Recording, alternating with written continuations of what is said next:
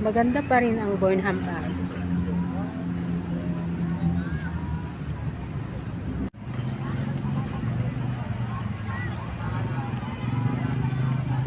Malinis na ulit, maayos naman ang Burnham Park kahit na binagyo. Malinis din naman ang tubig, although hindi siya blue. Marami pa ring turistang namamangka, namamasyal. Enjoy lahat.